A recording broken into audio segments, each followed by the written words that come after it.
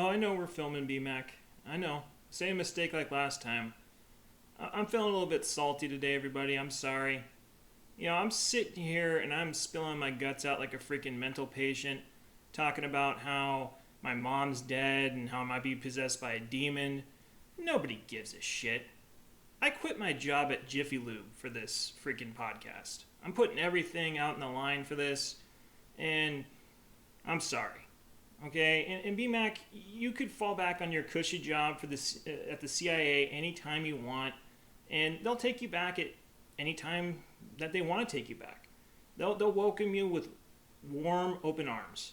Oh, I'm sorry, BMAC. Did I reveal to everybody that you work for the CIA? Hey, everybody, newsflash. BMAC is CIA.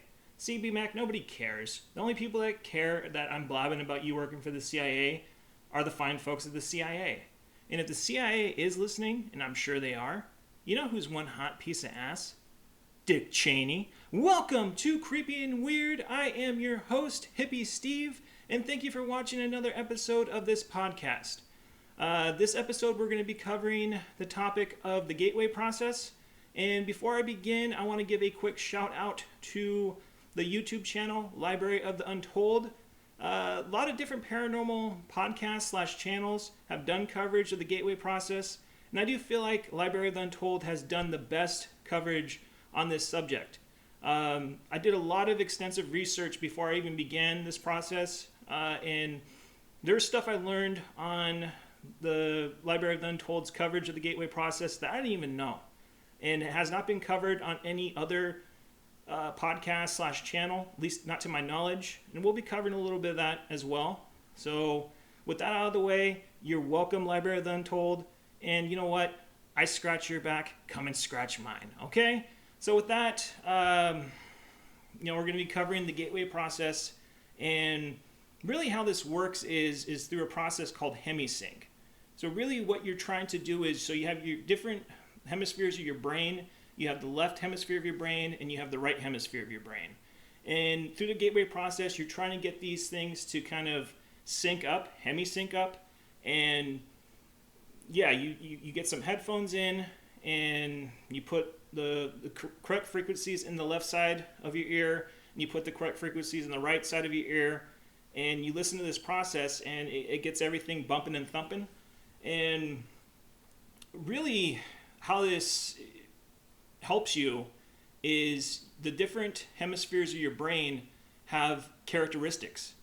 So you have the left hemisphere of your brain, which is the more analytical, rational side of your brain, and then you have the right hemisphere of your brain, which is the more creative, weird side of your brain. It's kind of like the weirdo hippie that lives in the basement of their parents' house, who has posters all over the wall of mushrooms, and it's illuminated by black light, and they could quote every Terence McKenna quote verbatim. So yeah, it's a weird side, but it's also a very useful side. And a great example of this is there's been extensive research kind of showing the different characteristics of your left hemisphere of your brain versus the right hemisphere of your brain. So let's say you get a patient named Joe. You put stimulants on the left side of the brain, and you ask Joe, hey Joe, can you explain yourself? Who is Joe? And Joe will sit there and say stuff like, well, my name's Joe, I'm a plumber. Things just really haven't been working out for me very well lately. And I don't know why. I work very hard. And yeah, that's really about it. I don't know what else to say. And so they'll take off the stimulants on the left side of the brain, put them on the right side, and ask the same question. Hey Joe, explain yourself. Who's Joe? And the craziest part is Joe will start talking about himself in third person. He won't even refer to himself as Joe. All of a sudden you'll hear Joe start saying stuff like, well, Joe, he's kind of a fuck up. He procrastinates a lot. He has a drinking problem. And quite frankly, if Joe were just to quit guzzling down the sauce, maybe his life would go better. So you can see how even though this right side of your brain is this weird side that doesn't really make that much sense, it can really get more deeper down into who you are and try to have this underlying cause of why things aren't going too right in your life. So yeah, even though the left side of your hemisphere of your brain is the more dominant, you want to have that right side working at optimum levels as well. so you could get just a better outlook on your life all around. And so, yeah, there's all, as I said in the previous episode, there's all the gateway process tapes that are for free on YouTube. And I believe it's about a 6-week process if you were to listen to them consecutively. I don't recommend doing that. This is kind of like going into the pool, especially if you haven't been in the pool before. You just want to kind of dip your toe in the water, see how the temperature is, get comfortable with it, and then the more comfortable you are, the deeper and deeper you go. And kind of that's a forewarning I want to give before anybody starts this, because there are people that will do this, especially too quickly, that will have, kind of psychotic episodes. They'll start just seeing stuff, and yeah, I mean, so the best example I could give, is I had a friend that I recommended this process to when I was starting. I said, hey, this is really working for me. You should give this a try as well. And so he said, okay, I'll give it a try. And so I talked to my friend a couple weeks later. I said, how's the gateway process working for you? And he said, well, everything was going all right, but I had to stop. I said, why? He said, well, a couple weeks in, I was sleeping in the middle of the night, and I woke up and I saw my father stand in the hallway. I said, well, what's wrong with that? He said, well, my father's been dead for 20 years. And I went, oh, okay, yeah. Sorry, I should have warned you about that, man. The craziest part is when he told that to me, that didn't surprise me one bit. Really, even though I didn't have any experiences like that, you kind of expect the unexpected. There's not necessarily negative side effects that you'll have from the gateway process, but there are unexpected side effects that you can have, such as seeing your dead father, stand in the hallway. So don't say I didn't warn you if you see crazy stuff like that. So really take your time with this. Don't just rush in. Fools rush in. You want to be wise and take your time. And I think you will really have profound effects from this, as I have and has have countless others. So really, how this process was even discovered to begin with was in, I believe, the 1950s. A man by the name of Bob Monroe came up with this technique. He was experimenting with a technique, I believe it's called beat frequencies. I forget the really technical term for it. I'm sure a lot of people watching this right now are screaming at their screen going, it's whatever the heck it's called. But it's pretty much called beat frequencies. And so you have different frequencies that you put in the left hemisphere of your brain with headphones, and you put them in certain frequencies in the right hemisphere of your brain. And when he was experimenting with this, he actually had an out-of-body experience. He wasn't anticipating this. He didn't know what to anticipate. And so that's when he noticed, okay, this is something that really has unexpected side effects. As I said, I mean, when you're just messing around with your headphones and all of a sudden you're having an out-of-body experience, yeah, that's unexpected side effect for sure. And so Monroe founded the Monroe Institute not too long after he founded the gateway process, and they were doing a lot of experimentation on this. And some of the conclusions that they were coming out with were so profound that the CIA, B. Mac's old neck of the woods, said, hey, we got to give this a try. Because at this time in the 60s, you were having, when you hear about what's called the psychic wars going on between the USA and Russia, the United States government said, hey, we need to do everything that we can do to try to get one up on the USSR. And so this was one of the things that they were doing. They were doing a lot of things, but the gateway process was one of those things that they were doing that they were having a lot of success with. They actually came out, released documents about 20 years ago, kind of going over all the findings on that. And yeah, if you just go on the good old Google and you type in gateway process CIA, that should pop up. One of the first things is on the CIA's website. And I believe it's over a 100-page document that goes over all their conclusions that they had. And it's pretty profound stuff. Just skim through it and you'll see what I'm talking about. But really, some of the most eye-raising conclusions that anybody came out with the gateway process was through the Monroe Institute themselves. So I'm going to go over some of their conclusions. So, like I said, you expect the unexpected.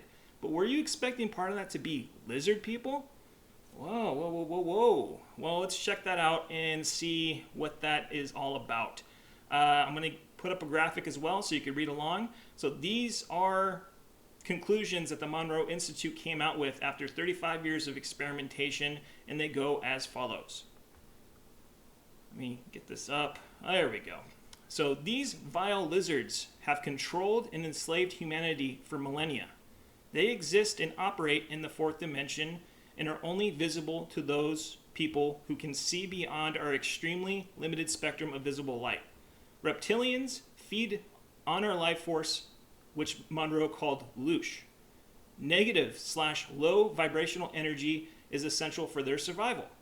These parasitic creatures see the earth as a huge farm where they collect human fear, hatred, anxiety, anger, and depression and feed on it.